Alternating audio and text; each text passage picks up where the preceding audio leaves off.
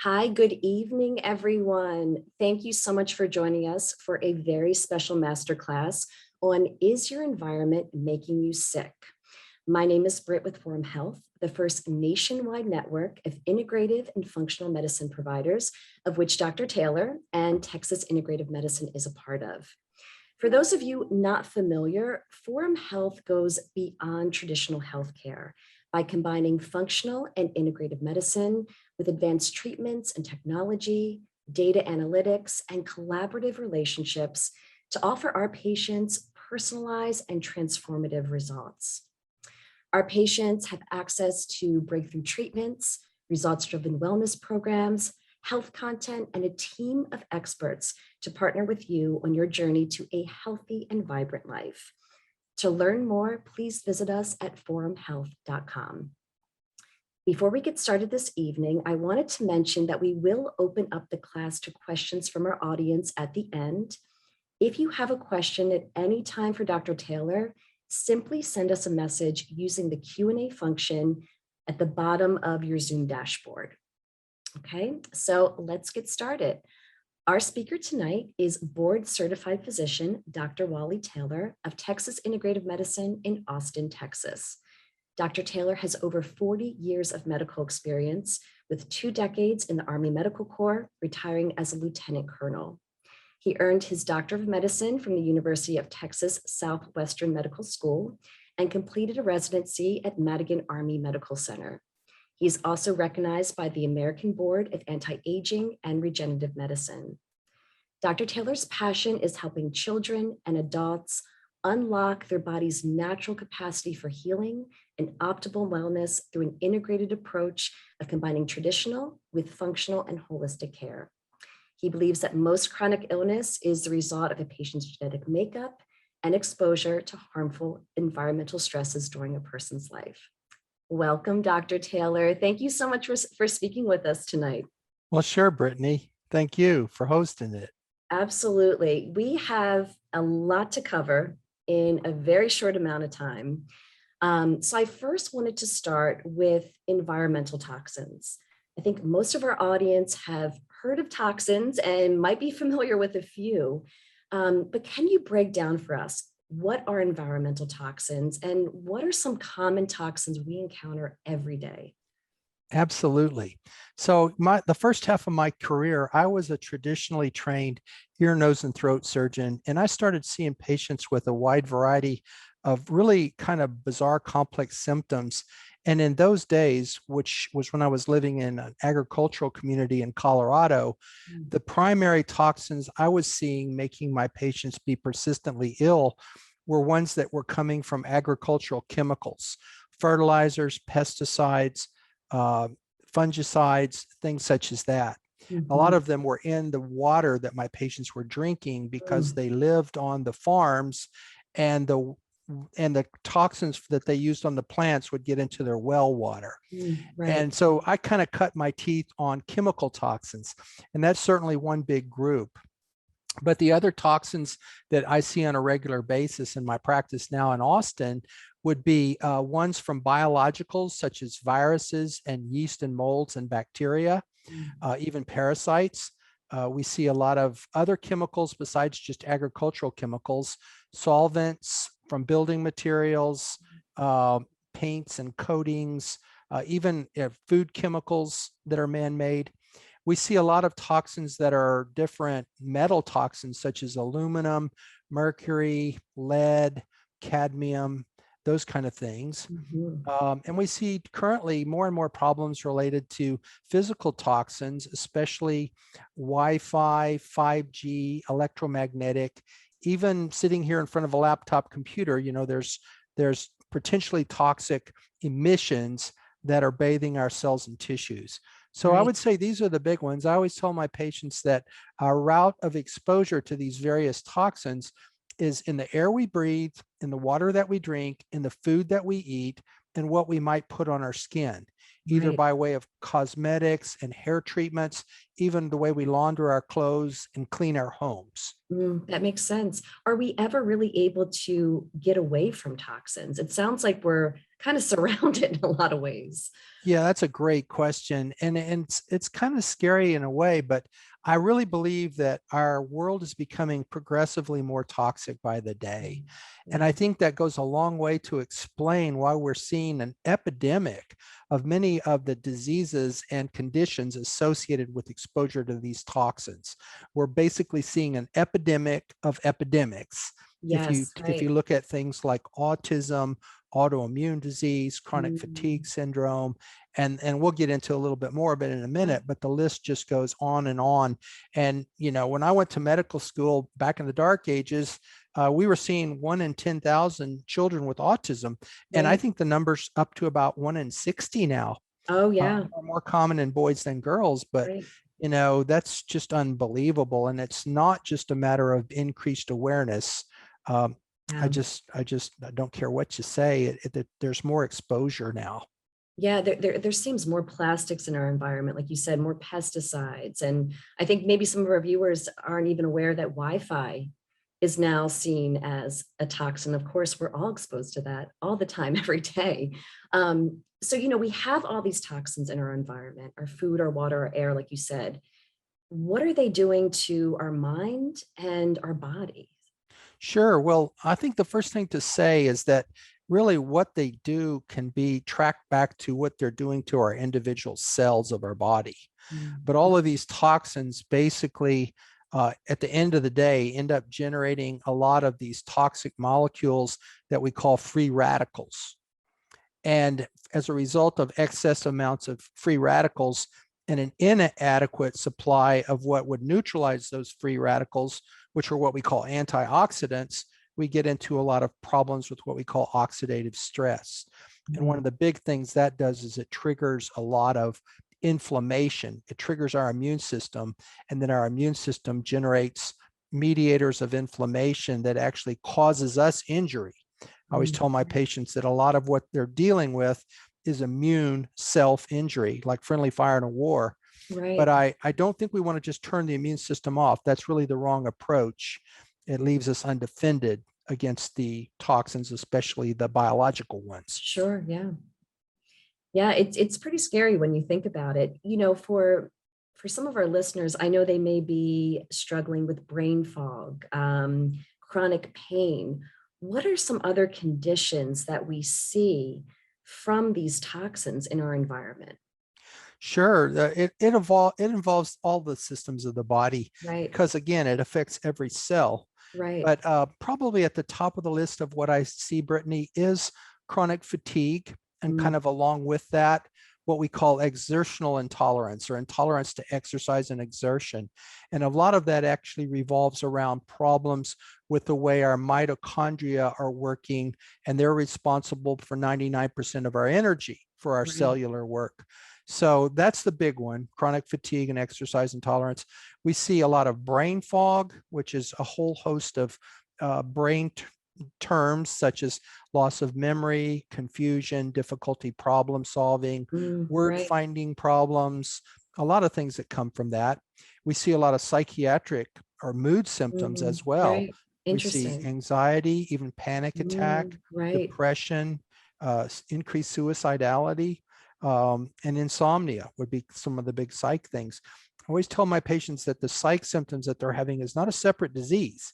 It's just part of the same thing. It's Right. just coming out as symptoms of mood instead of symptoms of body pain, headache, neck pain, joint pain, muscle pain, which Right. pain is another big thing that we see in these patients, involving pretty much the whole body. We Right. see a lot of other inflammatory symptoms. So just about any autoimmunity Mm, that you can think about is related to the environmental toxins.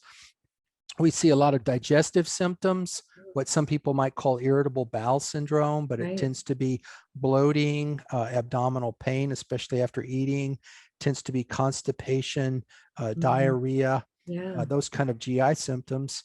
We see lots of hormone related symptoms in this group of patients, whether it be ovarian issues, infertility, problems with the periods.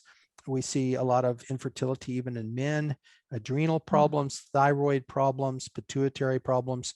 So the whole gamut of endocrine disorders that we see. Right. Uh, we see um, we see a lot of skin problems in this group of Mm. patients, rashes, and again, an inflammation-based symptoms Right. primarily.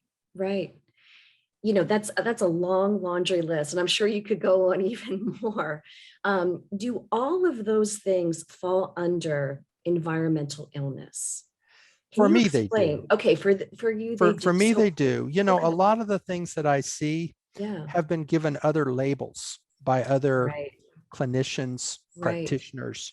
For example, some of your name syndromes, let's just take degenerative brain diseases, whether it be Alzheimer's or mm, Parkinson's or multiple sclerosis or ALS Lou Gehrig's. right, In the gut, we might be talking about regional enteritis or celiac disease or mm, Crohn's disease.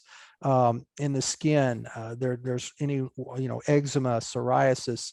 Um, Within the endocrinopathies, you might be talking about Hashimoto's thyroiditis right, or right, adrenal fatigue or Addison's disease, which is another mhm, named adrenal disease.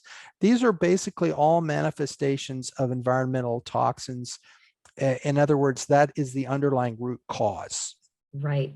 And even that's though it may carry another name. and carry another name. And that's really what your practice is about. You get to the root cause of disease to help Exactly. heal. So what would you Exactly. say is environmental illness? And I know we talked about some of the symptoms, but just to make it really clear for our audience, how would you define that? Yes, I would say it's a combination of persistent body-wide symptoms and signs that are coming as a result of the toxic effects of a wide variety of environmental toxins that we just kind of went through. The other Sure. thing I would want to stress though is that in my experience, stress, which I don't call it stress, I like to call it toxic life experiences. Talk Right. about toxins and Yeah, we talk right. about toxic life experiences, but they are just as capable as the actual Mm, poisons, whether it be a germ poison or a chemical poison. A stress poison can right. cause the symptoms and signs almost identical, and in some cases, even more readily than the toxins themselves. Absolutely. So, I'm sure a lot of our listeners tonight have a lot of these symptoms, probably more than one. How do they know it's environmental illness and not something else? Well, for me, a lot of it just comes off of the history. About Right. 80 to 90% of the information that I use to come up with protocols and treatment plans really has to do with what the patients tell me from the Sure. history, Sure. exposures, when symptoms started, what made symptoms worse, and so forth. Now, there are a lot of other tests and things that we often can do, um, sort of for confirmation or sometimes to establish baselines. Yeah, But right. I would say history is the big thing.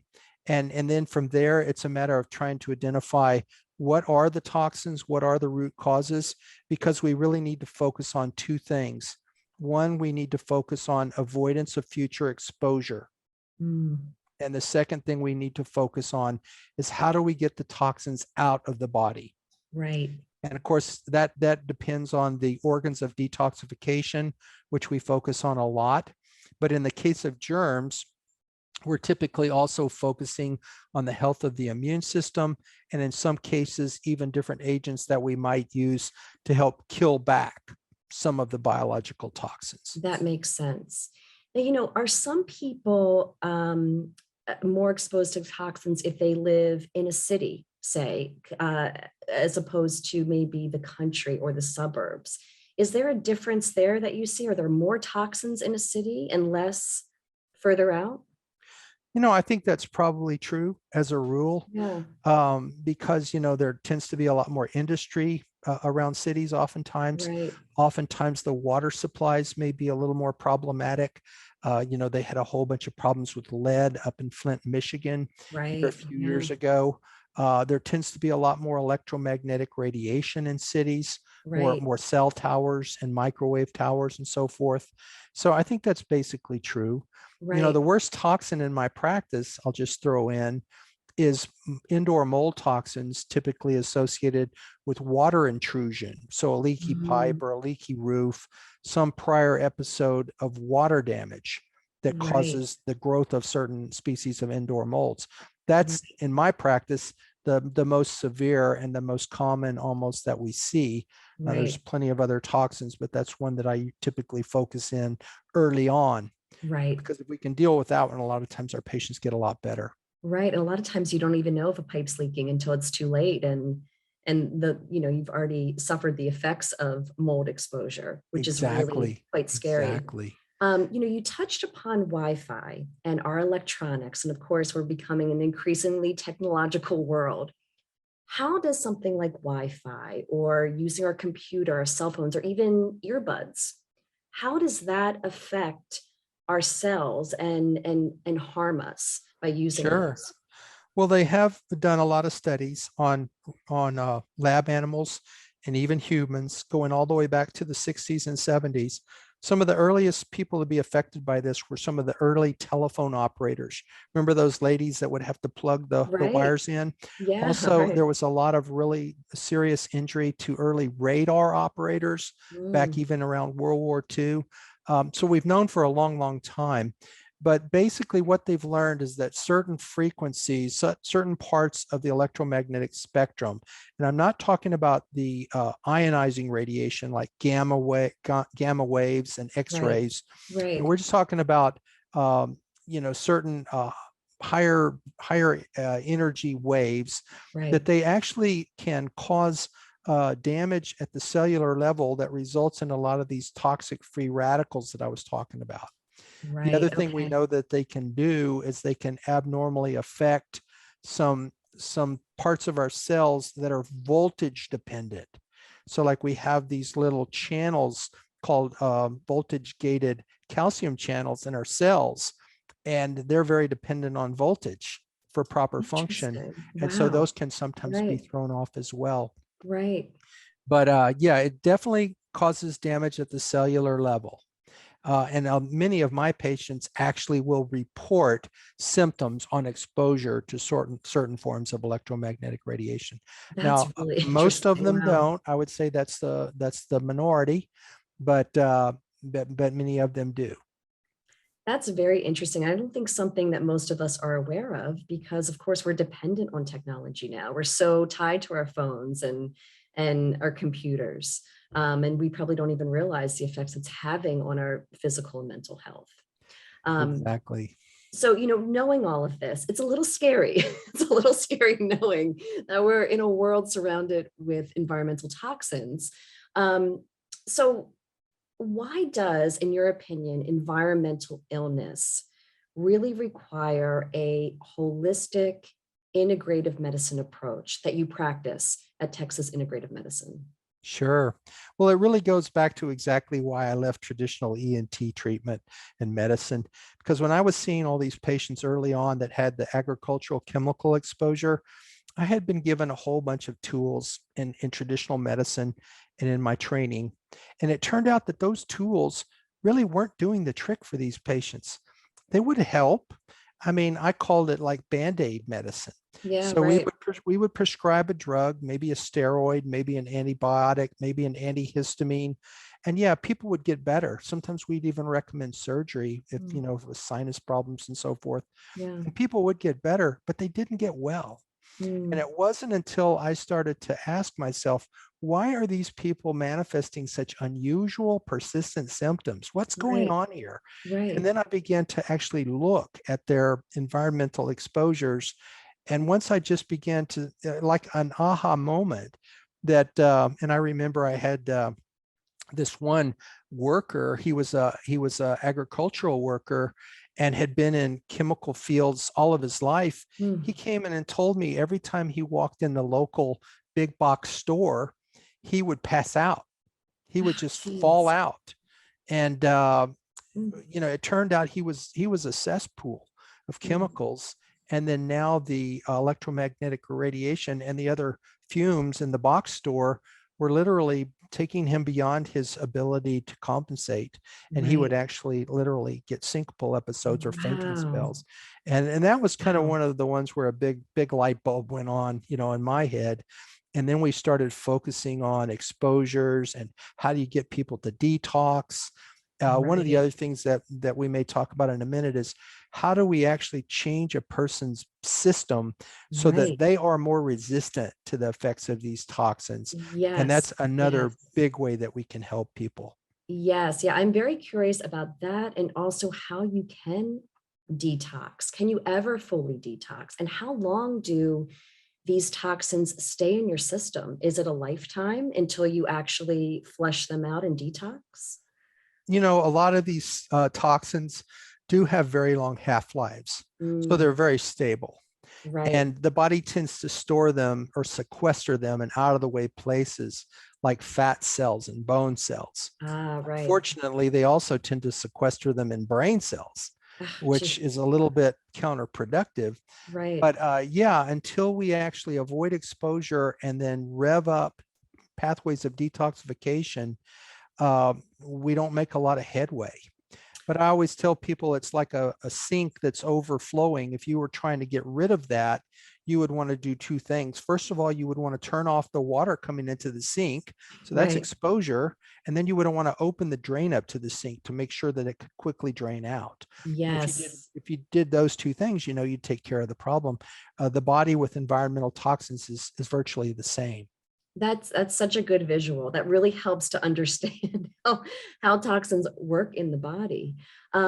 So, at your practice, how do you evaluate and treat environmental illness? Are there specific tests that you use to diagnose?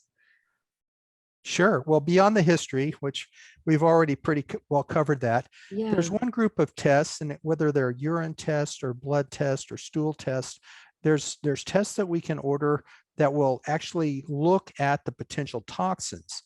For example, we can do a urine test to measure for mold toxins, Mm, or we can do a stool test to measure for certain pathogens, even right. parasites.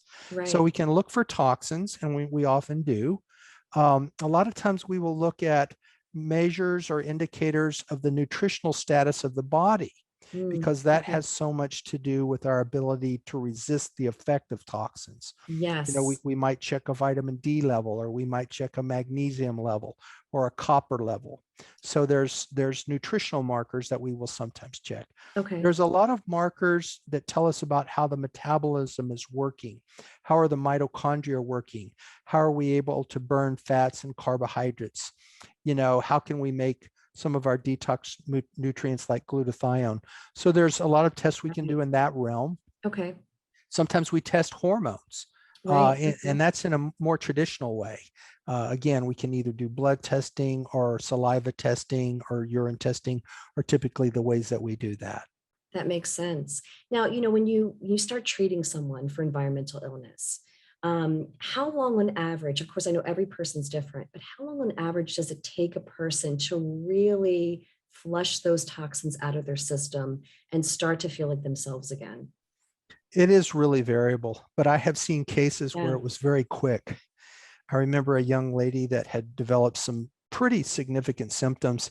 Turned out that somehow she had gotten a bag of potatoes in the upper, cabinet of her kitchen pantry, Right. and it had gotten water in it, and these potatoes had basically turned into mold. Mm. And she was deathly ill with a lot of these symptoms that we just talked about.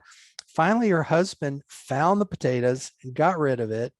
And with some of the other things we were doing, she came back in a couple of weeks and said, I think I'm as well as I've ever been. Wow. So, I mean, I jump up and down with a case like that. That's kind Yeah, of an of exception.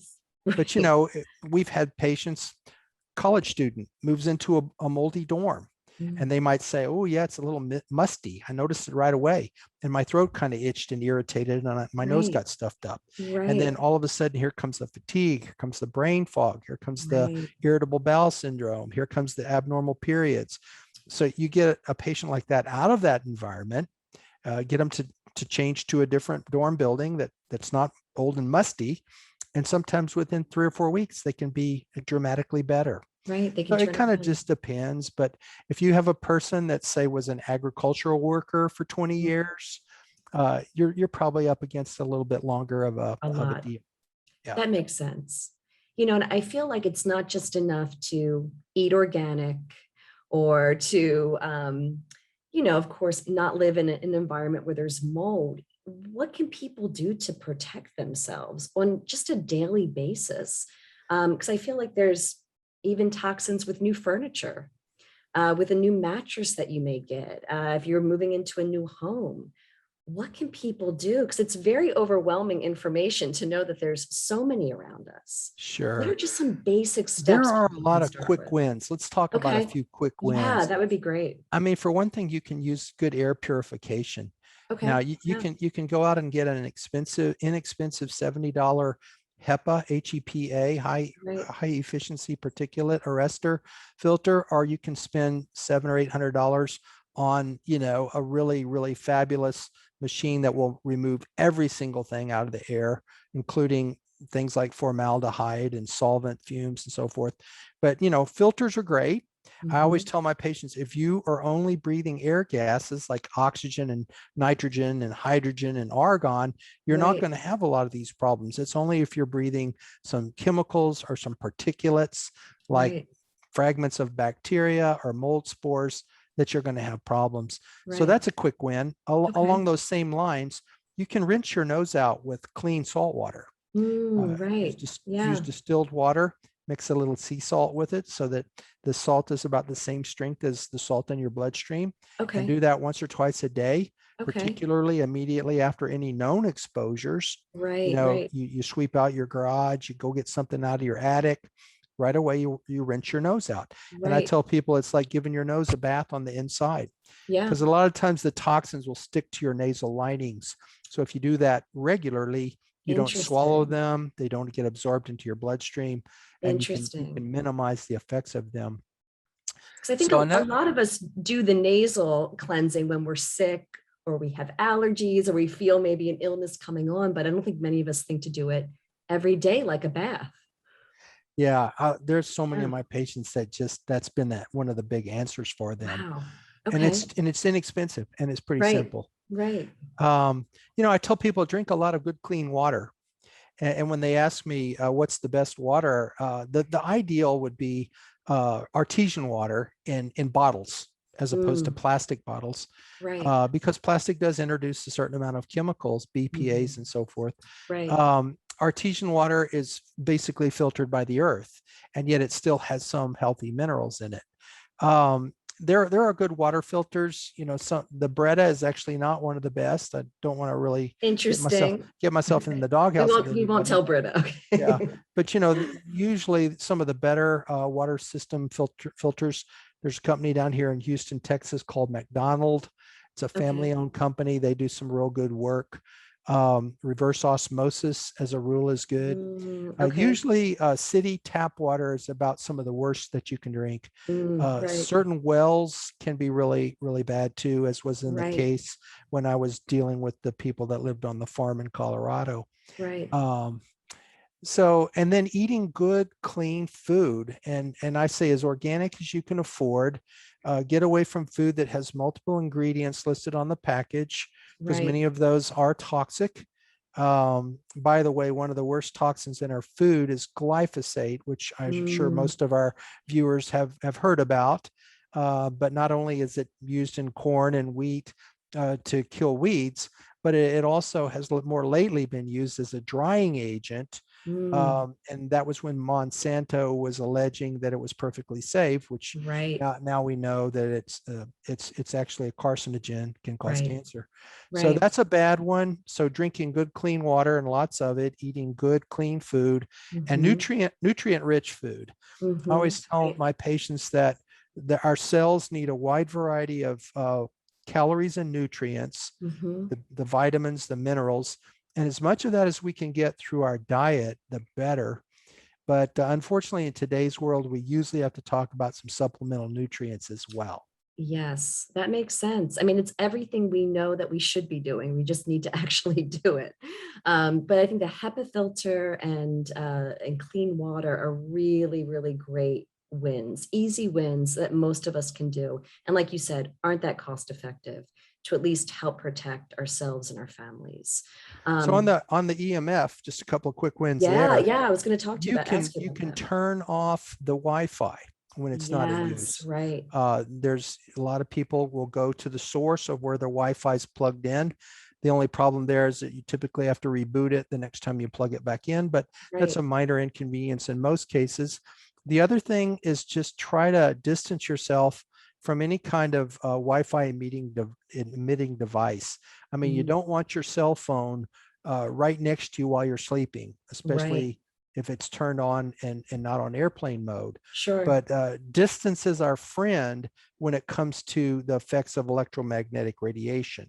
That makes sense. Um, you can also, be aware of appliances that give off a lot of electromagnetic and try to down power those.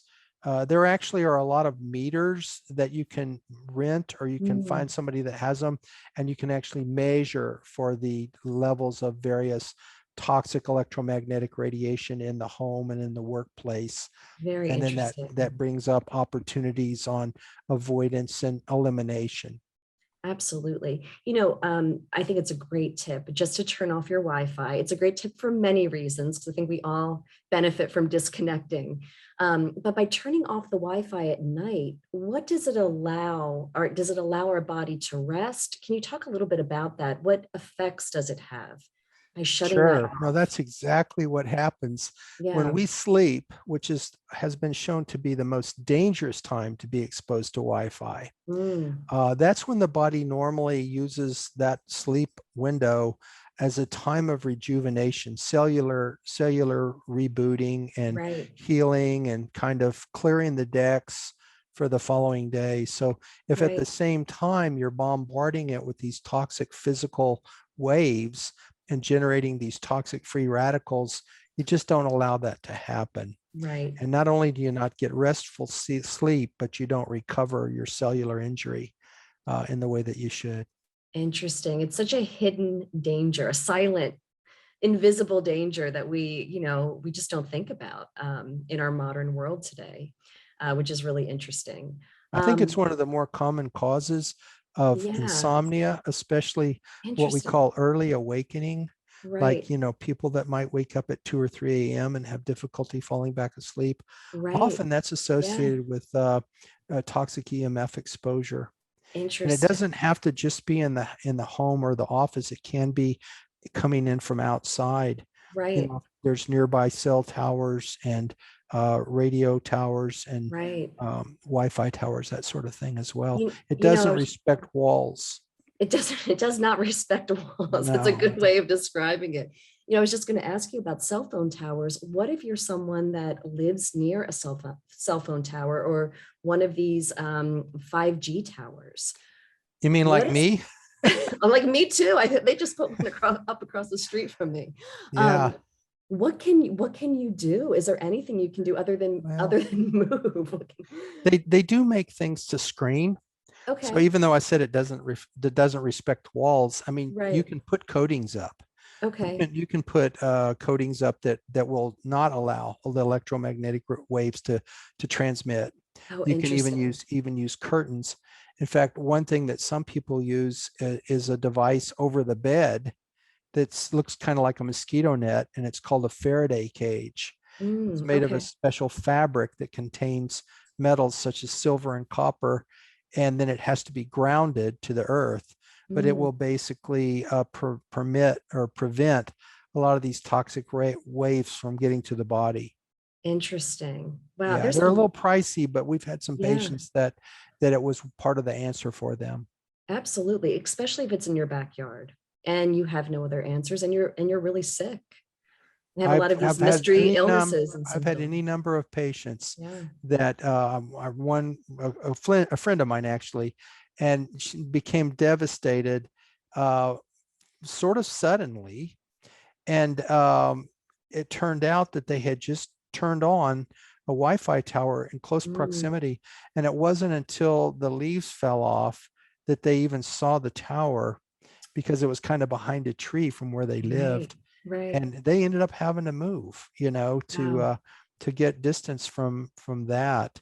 And there are places around the country where they have sort of havens where there's no Yes. EMFs and there's no Yes. mold and there's no chemicals. And these are oases that some Right. people have set up to try to provide a place for people with really, really serious environmental illness to go to try to recover. I've often Yes. dreamed about having a facility like that, at my disposal. Oh, that'd be wonderful. I think we would all join. Everyone, everyone on this call tonight, we would all join. I know there is one in West Virginia, I believe, that I've There's heard a of. place in West Virginia that's Yes. it's called the radio dead zone or the radio free Mhm. zone. It's actually government sponsored, and it's so that they can do some tests where there's no radio waves, there's no cell towers, there's no cell Right. service. A lot of people actually move there. Yes, I've heard People that that are before. really, really ill. I've known several Right. that have lived there at least for a Right. time until they've managed to recover to the point to where they could return to society. Right. And they've built that up that resilience with your immune system. Right. Very, very Exactly. interesting. It's a lot of information to take in. It's a lot, but I love the wins and I love the work that you're doing in Texas Integrative Medicine. I know you've helped countless patients heal from environmental illness. So Well, I think the key is, I see people that have not been able to recover yeah, despite a lot of right. other attempts. And we can look at those people and say, look, in our experience, if we do the right things and if we work together, you're going to Yes, progressively recover. And yes, we've seen many of our patients basically return to their pre-ill state. So it's right. certainly, I like to tell people, let's have some hope, because in my Yes. experience, there's every reason to have hope. Absolutely. And I think that's what you provide. I mean, so many people come to you that have no idea what's going on with their body and their mind, and you're really able to offer hope. They may have gone to other doctors who weren't able to diagnose them correctly. They come to you and actually can regain their life back again, which is incredible. Exactly.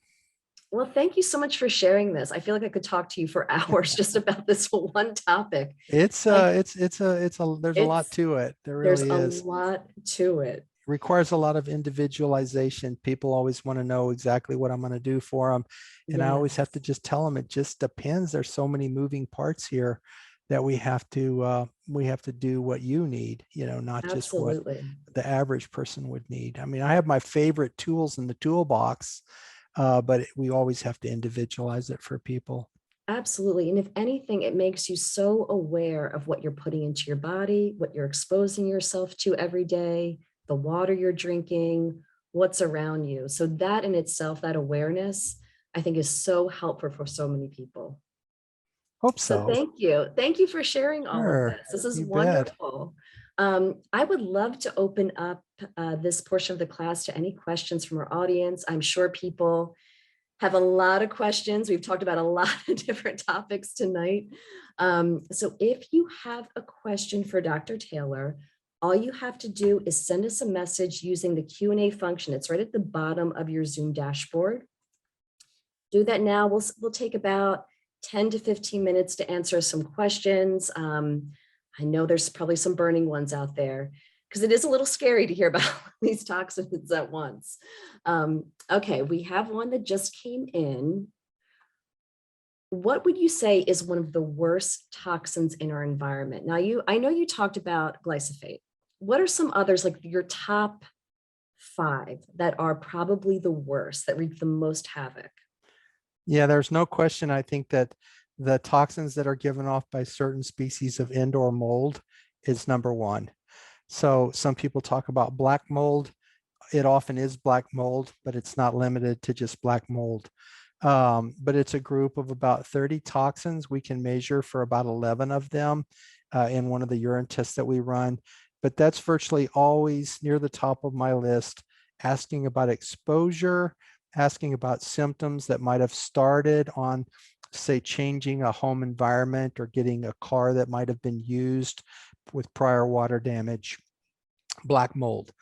There's certain chemicals, glyphosate certainly is one of them, but there can be others. There can be Sometimes formaldehyde is a pretty toxic chemical that's often in home environments. Um, as far as germs, we're actually seeing lots of problems now related to COVID-19. Right, It's a right. real, it's a real bad generator of inflammation in the body. And so that's a big one. But there's other viruses, Epstein-Barr virus that causes Mm, mono.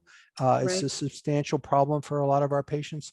Other herpes family viruses, HSV1, HSV2, HSV6, even chickenpox virus. Mm, There's a lot of bacterial pathogens that cause a lot of inflammation and problems. The so-called Lyme group, which of course right, Lyme is a city in Connecticut where they had an outbreak that was related back to a spirochete that right. seemed to be transmitted primarily by certain tick bites. But there's many germs of Bartonella, Babesia, Mycoplasma, Chlamydia, Rickettsia, quite a number that can be involved there. Metals, mercury, especially, Right. we don't see it as much anymore, but when I Mm, was a kid, I had a lot of silver fillings. Most of them have been mhm. removed now, and they're not putting silver fillings in like that, but those had a lot of mercury in them. And Right, so a lot of that mercury didn't stay in the mouth. It ended up going to other parts of the body. So right, sometimes we have to talk to them about detoxing toxic metals like mercury. And there can be lead, often in the water. If you have right, lead pipes, sometimes food is right. laced with lead. So there's these toxic metals. Specific factors that are maybe not that common, like for example, gadolinium from MRIs, and can sometimes be a problem for certain people. Um, Tattoo ink, that Oh, seems to be a interesting. big source Really? of toxins. Oh, wow. Implants of Implants. various Right, kinds in the body, joint implants, cosmetic implants, not right, only because they're a source of toxins from the materials that they're made out of, but also they often act as a nidus for infection that can right, cause an area of safe haven for right, some of the pathogens in the body. And the immune system has a lot of trouble, dealing with them. right. I think a lot of people are surprised to hear about tattoo ink. It's something you just don't think of. It's such a commonplace thing that most people have and continue to get, but I'm sure it does wreak havoc I've on your seen immune I've seen system. a lot of patients that Right. have had extensive tattoos, especially some of the colored Ah, inks, the yes, right, greens, the reds, the yellows, in right. addition to the blacks. But yeah, it's a fairly unregulated industry, and Mm, there's really not much control over that. And so I usually tell my patients with illness that do have some tattoos, look, we're not going to take them away. yeah. We're not going to try to remove them, but let's try to avoid getting any others, going Yes. forward. And Right. we're just going to have to do the best we can to detox them. Right. Um, if you've got a mouthful of silver fillings, it can be very Mm, difficult because until that's dealt with, you're going to have a lot of trouble detoxing it from the rest of the body. right. Along the lines of tattoos, we had another question just came in about cosmetics. I know that's a big issue. A lot of celebrities have, talked about all the different parabens and horrible chemicals in cosmetics and products. Can you talk a little bit about that? Sure, absolutely. I have Yeah. a friend of mine here in Austin who has a pretty good website. I think it's clearwoman.com, but Okay. he goes into quite a little bit of the problems with many of the toxins that are used in home care products and hair care products and skin care products. I remember he told me about several ladies that he had seen that had chronic illness related to one specific mascara that they had been using. And Mm, once he had figured that out and they had gotten away from that, they had some real significant recovery. A right. lot of the chemicals that are used topically end up being what we call xenoestrogens, or Mm, also known as endocrine disruptors. right. So they are like the ovarian hormones, estrogen, progesterone, testosterone, but they don't have identical effects.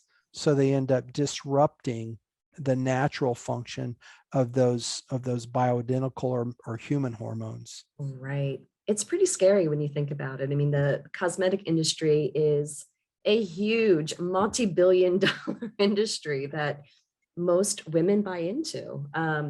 So it's really obviously very important to know what you're putting onto your skin, onto your face.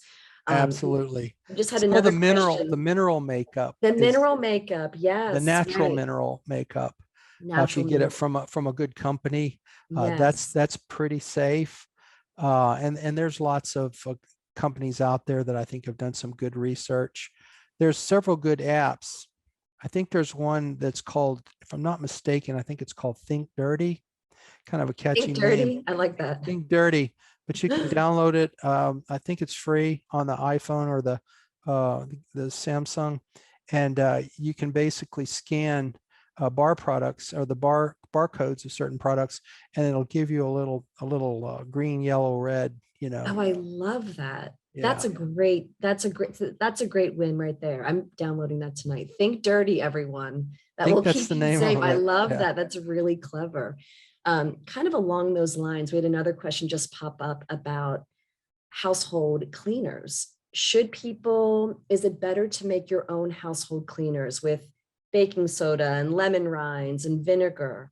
Are there Absolutely. any safer products out there to use to clean your home? Absolutely. Okay. There's a lot of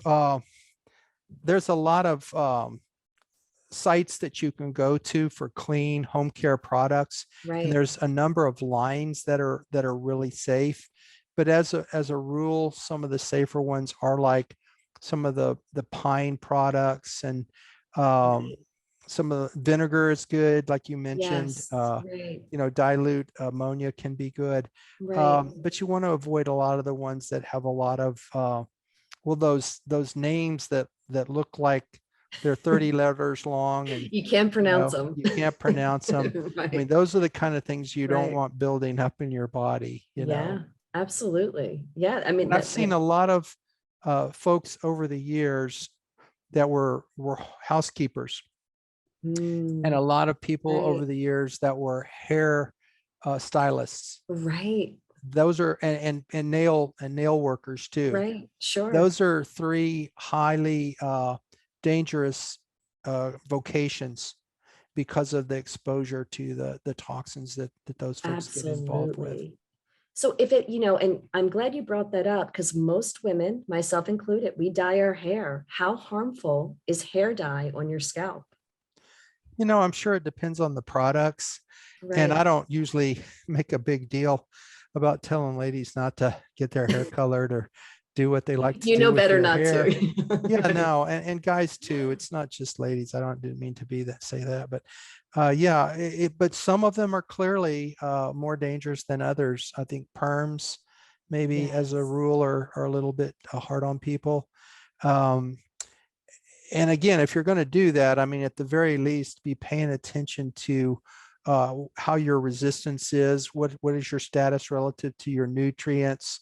If you can get that done in a well ventilated area, Right. that's always valuable, because there's a lot of inhalation. I think that's why that's so hard on the workers in those areas, that a lot of times they can't keep their workspaces that well ventilated Right. or Right. filtered. Right. It's just a constant bombardment of that for hours on end, Hmm. weeks and days and months. Yeah, I can see that. Even when you go and get your nails done at the salon, it is a very toxic, hard to take smell, Sure. A in lot the of salon. acetone and Oh those other yeah, it's solvents. Yeah. horrible. It's horrible.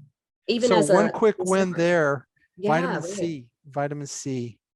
ascorbic acid. Yeah.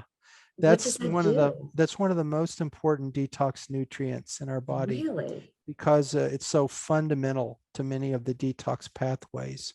Right. Um, it's a reducing agent, and we were Right. talking about free radicals. Those are oxidizing agents. Right. So anything that you do that's a reducing agent, which is the same thing as an antioxidant, and vitamin C is probably one of the main ones in the body.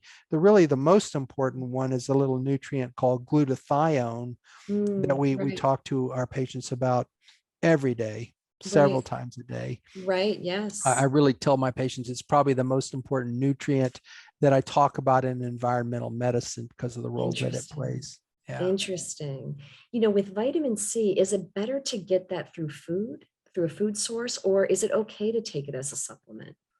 definitely okay to take it as a supplement. You Okay. can really not get the kind of levels that I think we need when we're toxic, which Hmm. is most of us, Right. just with what's in the food. I mean, if we Right. ate, mangoes 12 a day or something, yeah, foods that are very high in ascorbic acid, you might Right. come close. But, a lot of the times I tell my patients to try to identify their maximum tolerated ascorbic acid dose, which can often be grams, several grams daily. Mm. And then what you will see when you exceed the tolerable dose is you'll see excessive or loose stools. And then at that point you can Ah, back off. right. But I Okay. think for a lot of my patients, I like them to get pretty close to that maximum tolerated dose, which Right. oftentimes can be 5 or 6 or 7,000 milligrams a day. Wow. And then Wow. That's a sometimes lot. as they begin to recover, they'll Right. see their tolerance level starts to go down a little bit. And Right. that's because their vitamin C tank is starting to fill back up again. Exactly. Because most of us are probably deficient, like Oh vitamin yeah, D, we're deficient in vitamin C. yeah, And like you said, I know you just mentioned it, most of us are toxic. Most of us are definitely, toxic. But definitely. you can test for it. If anybody on this webinar tonight is interested to see how toxic they are, they can make an appointment with you at Texas Integrative Medicine to really determine where you are on that spectrum. Absolutely. There's some Yeah, excellent tests. absolutely. Any other questions? Oh, so Kelly just wrote in, is it best to heal the gut first or to detox the body first? That's And a they might great go hand in question. hand. Yeah. Yeah, that's a great question. I would say that the role that the intestine plays is critical in these environmental illnesses.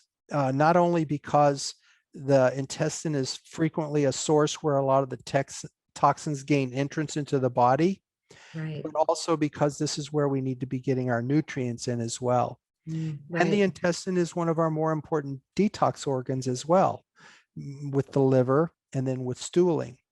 So yeah, clearly I think healing the gut is very important. And it's something that we think about almost from the first minute Right. that we're talking to patients. And that's why we spend a lot of time talking to all of our patients about their eating and their drinking plan, because Yes. that's so fundamental and something that we can do for everyone, even the first day, that will Yes. get them started, not only changing their resistance to toxins, improving their cellular health, but helping them starting to detox. Yes. That makes sense. That's a great question. I That's a appreciate that very question. good question. Yeah. I mean, all disease starts in the gut, right? I think that's fair to say. Yeah, fair It's to very say. fair to say. Anyone have any other questions? Um, if we maybe didn't get to your question or we didn't see it, I'll make sure that Dr. Taylor gets it personally if you're okay with that. Sure. Or we'll answer them on the website, anything like that. Here's another one that just came in. What are your top lifestyle detox tips? Sure. I would say drinking lots of water. Okay. As a Yep. rule, you take your body weight and divide it by 2 in pounds, and that's about Okay. how many ounces you should take. Okay. I'd That's say your good. ideal body weight. Okay. Divide that by 2, and good Okay. clean water. I Right. would say movement is very good. I Yep. usually like a balance of some muscle training work, like light weight work, and, Right. and also aerobic work.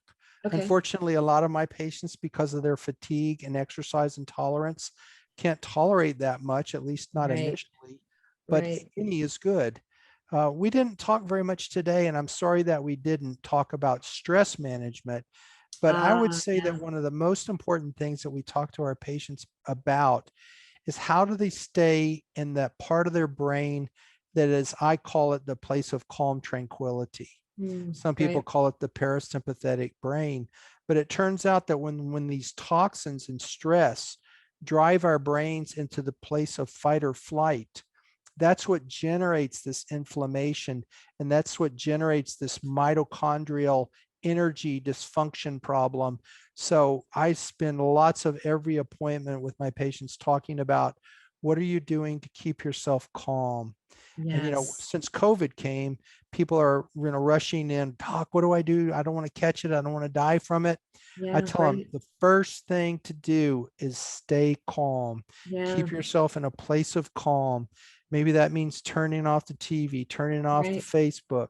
Maybe it means just closing your eyes and imagining your favorite place, taking Right. some slow, deep breaths, saying some prayers, meditation.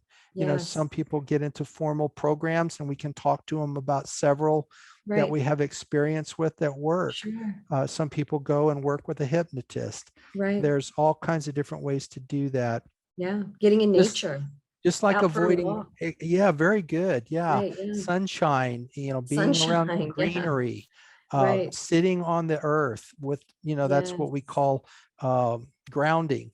And I Right. tell them they're sharing electrons with the earth. Very Right. valuable, actually. Yes. Yeah. Um, but yeah, I think if we can help people stay in that place of calm, that's a huge thing that we can do for them to. And I Yeah. see almost instant recovery that's dramatic, and not just from symptoms, but even some of the signs of illness, Mm-hmm. rashes, stiff Right. joints, weakness. It's dramatic, the role of the calm brain, the parasympathetic brain, that place of calm tranquility. So try to Yeah. I'm get glad you there. mentioned that. It's always being driven there by the toxins and by the Right. stress. So you Right. can't ignore those parts of this as well. But Right. then even beyond that, you have to help your brain say, no, I'm going to go to the place of calm. Right. And I'm okay. I'm safe. And it's Yes. difficult to do in such a crazy world that we have, but things will Uh, always be crazy. There'll always be uh, stress with your work, your family. And I think that's probably one of the best tips and such a great reminder for all of us, myself included. Another great That's really question there. fantastic. Yeah. Yeah, that was a great question. Anyone else, you just type in the Q&A, that little Q&A button at the bottom. Again, if we didn't get to your questions, we will try to get them answered by Dr. Taylor one way or another. Because I know this topic is interesting for a lot of people. It might be new to a lot of our listeners. And, real cause for concern for most people. They might now be getting answers to a lot of their mystery symptoms that they've been having for years. So, And I would say that there, within the family of Forum, there's a lot of practitioners that are really good yes. practitioners of environmental illness. So, I've got a lot of experience at it, and it's obviously something I'm very interested in, but there's plenty of other resources. We also take advantage of many of our eating coaches and our health coaches, Yes. Mhm. wellness coaches. That's all part of the process as well.